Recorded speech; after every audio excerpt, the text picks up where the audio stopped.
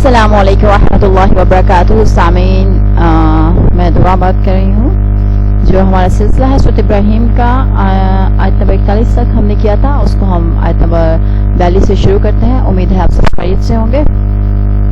چلیں ہم سٹارٹ کرتے ہیں. بسم اللہ الرحمن الرحیم. شروع اللہ کے نام سے جو بڑا مہربان اور نہایت رحم والا ہے. وَلَا تَحْسَبَنَّ، اور نہ سمجھنا کہ اللہ غافلاً، اللہ غافل ہے، عما ان سے جو یعملو کام کر رہے ہیں، الظالمون للظالمون یہ ظالم لوگ. انما در حقیقت یؤخرہم، وہ مہلت دے رہا ہے ان کو، لیومن اس دن کے لیے، تشخصو کہ پھٹی کی پھٹی رہ جائیں گی، فیہ جس میں، فیہ الابصار جس میں آنکھیں.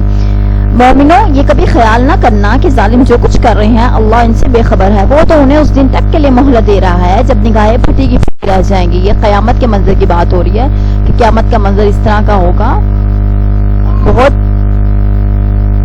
سخت ٹائم ہوگا وہ، بہت زیادہ. ٹھیک ہے، آگے بھی اسی کے بارے میں ہے. مہطعین دوڑ رہے ہوں گے، مقنعی اٹھائے ہوئے، رؤوسہم اپنے سر، لا یرتدو نہ لوٹ سکیں گے، الیہم نہ لوٹ سکیں گی، الیہم خود اپنی طرف، طرفہم ان کی نگاہیں، وافئداتہم اور ان کے دل، ہوا خوف سے ہوا ہو رہے ہوں گے. ٹھیک ہے، وہ یوں اپنے سر اٹھائے اور سامنے نظر جمائے دوڑے جا رہے ہوں گے کہ ان کی نگاہیں ان کی اپنی طرف بھی نہ مڑ سکیں گی اور ان کے دل اڑ رہے ہوں گے. ٹھیک ہے، مطلب قیامت کا اتنا افراتفری کا عالم ہوگا. قیامت کا جو عالم ہوگا وہ اتنا افراتفری کا عالم ہوگا کہ لوگ خوف سے ادھر ادھر دوڑ رہے ہوں گے.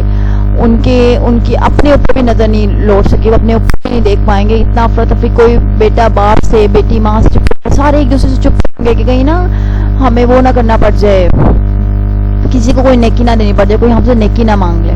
ٹھیک ہے، تو حضرت عائشہ صدیقہ رضی اللہ تعالیٰ کہتی ہیں کہ آپ صلی اللہ علیہ وسلم نے فرمایا کہ تم ننگے باؤں، ننگے بدن اور بغیر ختنہ کے اٹھائے جاؤ گے. میں نے کہا یا رسول اللہ صلی اللہ علیہ وسلم، مرد عورت ایک دوسرے کو دیکھیں گے نہیں؟ آپ صلی اللہ علیہ وسلم نے فرمایا کہ وہ وقت اتنا سخت ہوگا کہ اس بات کے قصد کا کسی کو ہوش ہی نہ ہوگا. بخاری شریف کی یہ حدیث ہے.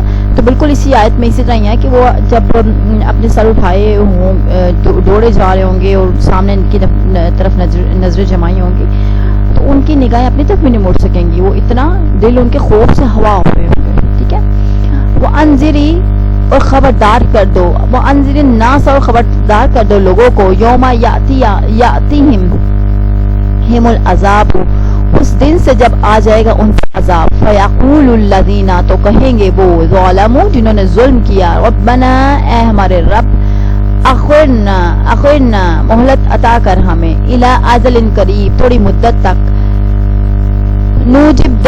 نوجب تاکہ قبول کر لیں، دعوتک ہم تیری دعوت، ونتبع اور پیروی کریں ہم رسولوں کی. اولم اور کیا نہیں، تکونو اقسمتم قسمیں کھایا کرتے تھے تم، من قبل اس سے پہلے، ما لکم من زوال کہ نہیں ہوگا تم پر کوئی زوال. ٹھیک ہے، اے نبی آپ لوگوں کو اس دن سے ڈرائیے جب عذاب انہیں آ لے گا. تو اس دن ظالم کہیں گے ہمارے رب ہمیں تھوڑی سی مدت اور دے دے، ہم تیری دعوت قبول کریں گے اور رسولوں کی اتباع کریں گے. تو اللہ پاک فرمائیں گے کہ تم اس سے پہلے تم قسمیں نہیں کھاتے تھے کہ تمہیں کبھی زوال نہیں آئے گا.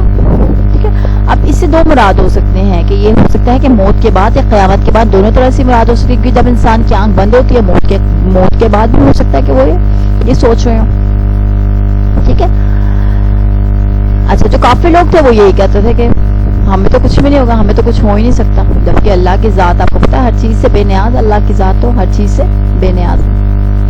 اچھا،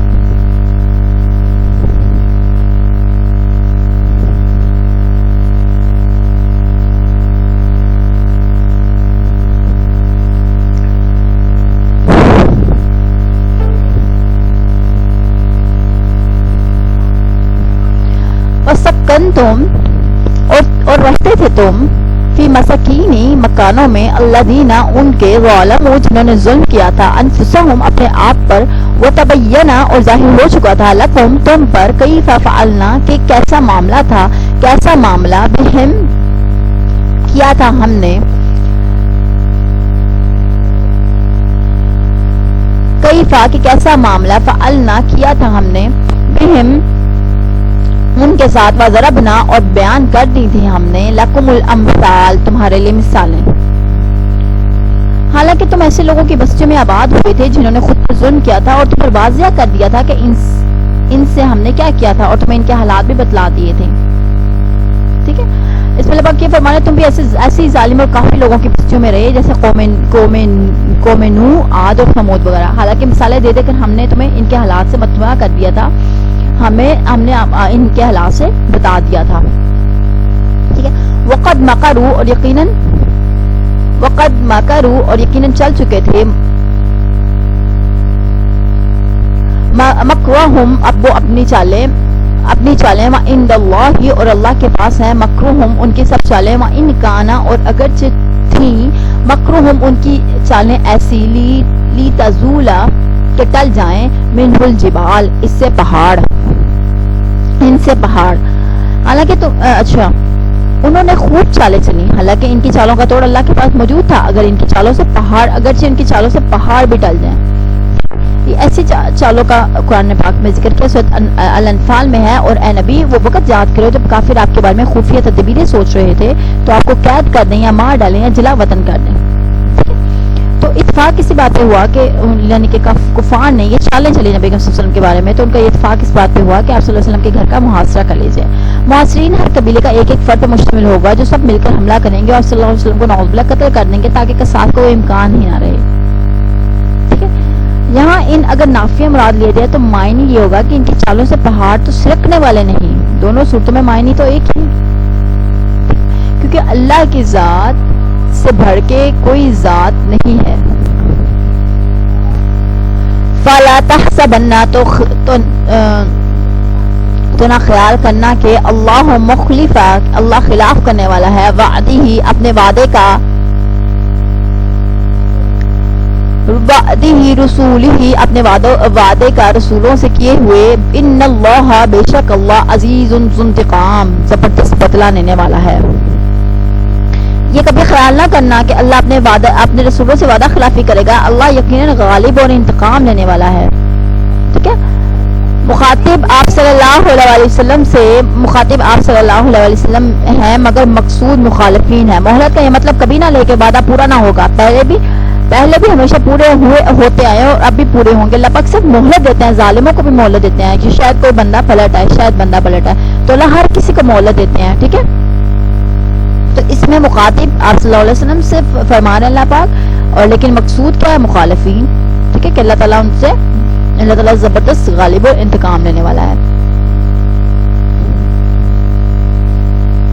یوم تبدل جس دن بدل دی جائے گی, تبدل الارض جس دن بدل دی جائے گی یہ زمین, یوم تبدل جس دن بدل دی جائے گی, تبدل الارض جس دن بدل دی جائے گی یہ زمین, غیر الارض دوسری زمین سے, والسماوات اور آسمان بھی, وبراز اور پیش ہوں گے سب للہ الواحد القہار اللہ کے حضور جو یکتا ہے بڑا زبردست ہے. جس زمین و آسمان تبدیل کر دیے جائیں گے اور لوگ اکیلے اور زبردست اللہ کے حضور حاضر ہوں گے. نفخہ الاولیٰ کے وقت کائنات کا موجودہ نظام درہم برہم ہو جائے گا جب سور بجے گا. ٹھیک ہے, اس کے بعد نفخہ الصور ثانی تک کیا کیا تغیرات واقع ہوں گی اور یہ درمیانی عرصہ کتنا ہوگا یہ اللہ ہی جانتا ہے. ٹھیک ہے, اس کے بعد ایک نیا نظام کائنات وضع کیا جائے گا, وہاں کے طبعی قانون بھی اس کائنات سے مختلف ہوں گے. ٹھیک ہے,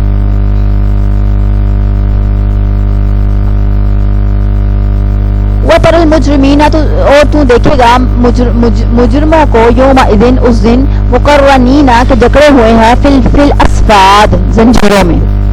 اس دن آپ مجرموں کو زنجیروں میں جکڑا ہوا دیکھیں گے. ٹھیک ہے, یعنی کہ یہ نظام کائنات تو تبدیل ہو جائے گا, زمین بھی نہ رہے گی مگر مجرم بچ نہ سکیں گے, انہیں پابند سلاسل کر کے پیش کیا جائے گا.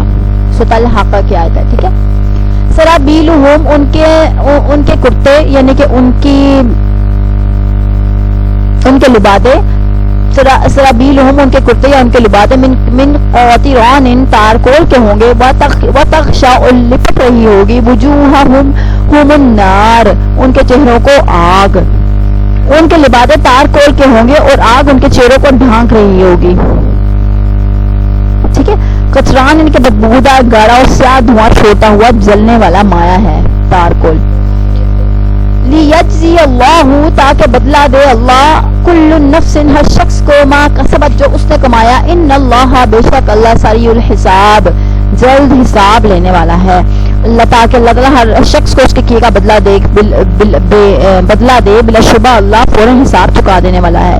قیامت کے دن ظالموں کے بارے میں ہوگا، جو کفار ہیں ان کے بارے میں بات ہو رہی ہے کہ ان کے جو کپڑے ہوں گے وہ تارکول کے ہوں گے. یہ ویسی چپکنے والا ایک مادہ ہوتا ہے، مایا ہوتا ہے، اور وہ آگ کو زیادہ بھڑکاتا ہے. ان کے چہروں کو آگ لگ رہی ہوگی اور اللہ تعالیٰ اس دن ہر شخص کو اس کا بدلہ دیں گے جو اس نے دنیا میں کمایا ہے، اور اللہ ہر چیز کا بدلہ اور حساب لینے والا ہے. اللہ تعالیٰ ہم سب کو بغیر حساب کتاب کے جنت میں داخل کر دے. اللہ تعالیٰ ہمیں اپنی رحمت کے صدقے ہمیں معاف فرما دے. اللہ تعالیٰ آپ کو ہمیں سب سننے والوں کو اور ہم سب کو اللہ تعالیٰ اپنی رحمت کے صدقے معاف کر دے، کیونکہ اللہ کی ذات بے شک معاف کرنے والی، اللہ کی ذات جہاں سریع الحساب ہے، حساب لینے والی ذات ہے، جہاں اللہ غفور رحیم بھی اللہ کی ذات ہم سب کو معاف فرما دے، اپنی رحمت کے صدقے معاف فرما دے کہ ہمارے اعمال تو اس طرح کے نہیں ہیں کہ اللہ تعالیٰ پھر بھی ہمیں معاف فرما دے.